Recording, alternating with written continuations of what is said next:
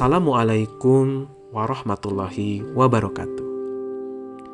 Ikhwati fillah yang dirahmati Allah, bertemu lagi dengan saya, Sang Fakir Ilmu, ingin berbagi apapun yang bermanfaat buat saya dan kita semua.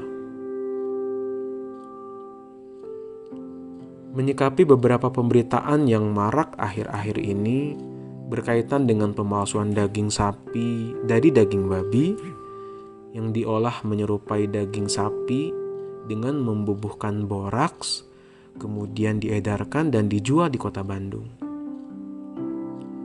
Sangatlah miris di saat semua orang terkena dampak pandemik, ada sejumlah oknum yang memanfaatkan situasi seperti ini dengan menjual makanan haram. Nauzubillahi min dzalik. Sebagai muslim, kita diperintahkan untuk mengkonsumsi makanan halal. Allah berfirman dalam Al-Quran, A'udzubillahi minasyaitonirrajim, Bismillahirrahmanirrahim. Ya ayyuhan nas kullu mimma fil ardi halalan thayyiba wa la tattabi'u khutuwatis syaitan innahu lakum aduwwum mubin. Shadaqallahul azim. Hai sekalian manusia, makanlah yang halal dan baik dari apa yang terdapat di bumi. Dan janganlah kamu mengikuti langkah-langkah setan. Karena sesungguhnya setan itu adalah musuh yang nyata bagimu. Al-Quran Surat Al-Baqarah ayat 168. Jadi jelas sekali perintahnya ikhwati fillah. Kira-kira makanan apa yang diharamkan oleh Allah Subhanahu wa Ta'ala? Di dalam surat Al-Maidah ayat 3, Allah menyebutkan, diharamkan bagimu memakan bangkai, darah, daging babi, daging hewan yang disembelih atas nama selain Allah, yang tercekik, yang terpukul, yang terjatuh, yang ditanduk, dan diterkam binatang buas, kecuali yang sempat kamu menyembelihnya. Dan diharamkan bagimu yang disembelih untuk berhala-berhala.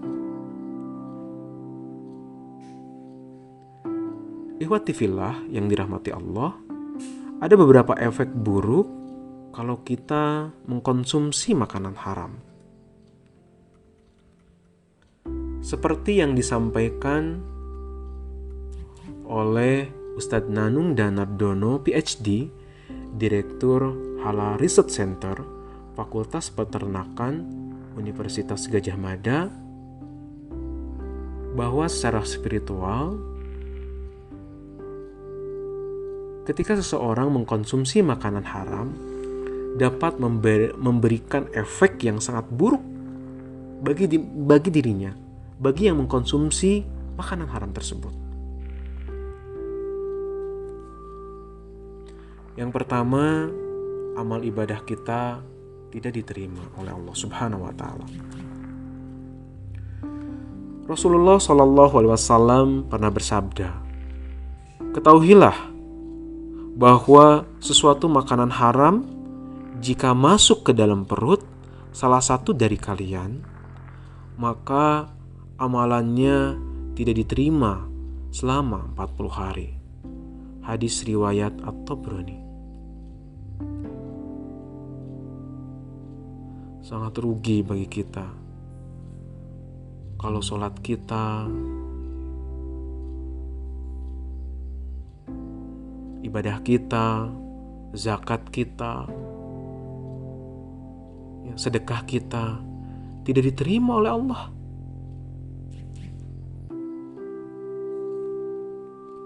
Yang kedua,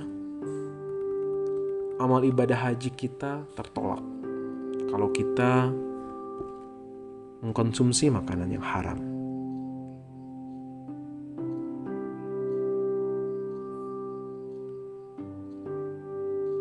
Di dalam hadis riwayat At-Tabrani, Rasulullah SAW bersabda, jika seseorang keluar untuk melakukan haji dengan nafkah haram, kemudian ia mengendarai tunggangan dan mengatakan, labbaik Allahumma labbaik, maka yang berada di langit menyeru, tidaklah baik, dan kau tidak memperoleh kebahagiaan. Bekalmu haram, kendaraanmu haram, dan hajimu mendatangkan dosa, dan ini tidak diterima. Nauzubillah, summa nauzubillah.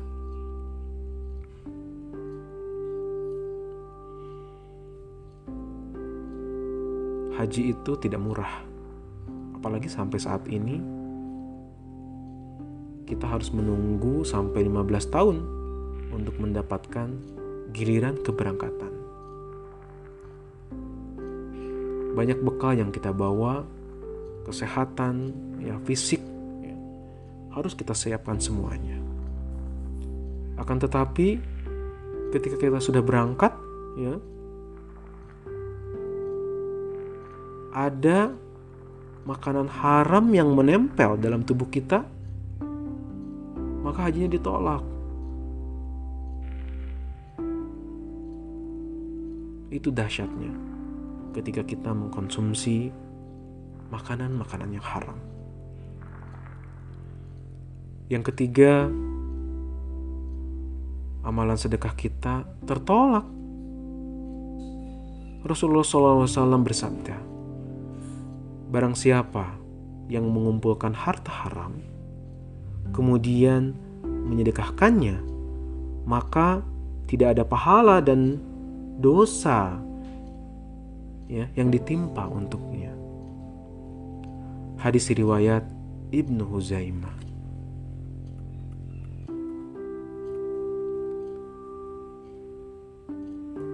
Harta kita banyak, penghasilan kita banyak, kemudian kita berniat untuk menyedekahkan harta tersebut, tapi kita mengkonsumsi makanan yang haram, atau bahkan mendapatkannya dari yang haram, tertolak tuh. Sedekahnya sia-sia. Sedekahnya tidak mendapatkan pahala, bahkan dia memikul dosa.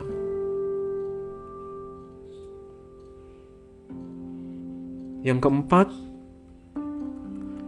ketika kita mengkonsumsi makanan yang haram, semua doa kita tidak dikabulkan oleh Allah.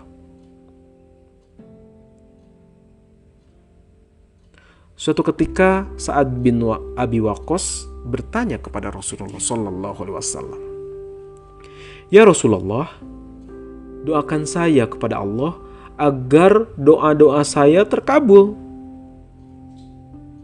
Rasulullah menjawab, wahai Sa'ad, perbaikilah makananmu, maka doamu akan dikabulkan oleh Allah Subhanahu wa Ta'ala. Hadis riwayat At-Tabrani. Juga disebutkan dalam hadis lain, Rasulullah SAW bersabda, seorang laki-laki melakukan perjalanan jauh, rambutnya kusut, mukanya berdebu, menengadah kedua tangannya ke langit dan mengatakan, wahai Robku, wahai Robku. Padahal makanannya haram, mulut yang disuapkan dengan barang yang haram. Bagaimana akan diterima doa itu? Hadis riwayat Muslim. Sungguh pakaian kita, tempat doa kita, kalau semuanya dari barang haram, itu menjadi penghalang terkabul-kabulnya doa.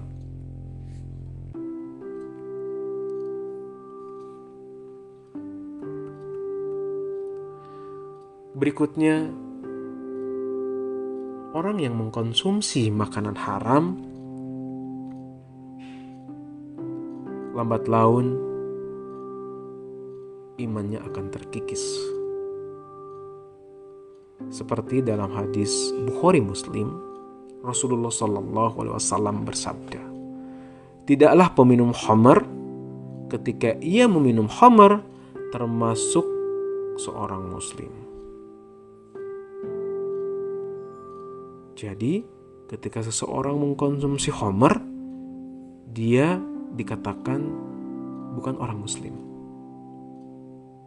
Astagfirullahalazim.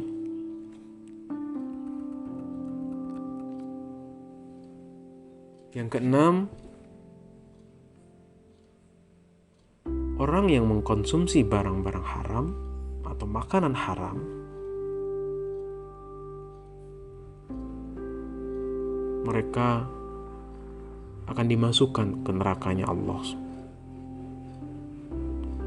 Rasulullah SAW bersabda, "Tidaklah tumbuh daging dari makanan haram kecuali neraka lebih utama untuknya." Na'udzubillah, summa na'udzubillah. Hadis riwayat At-Tabrani.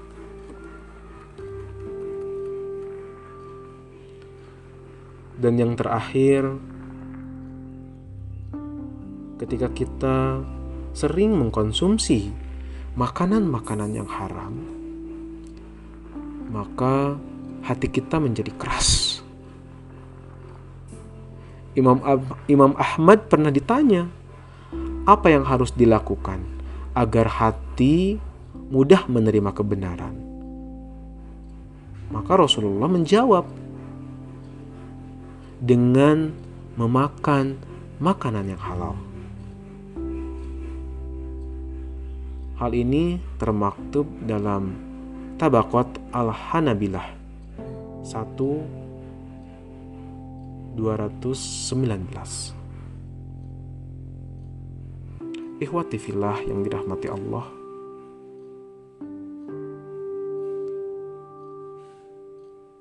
pesan yang disampaikan bahwa kita harus betul-betul hati-hati, penuh kehati-hatian dalam mengkonsumsi, dalam menggunakan barang-barang yang haram.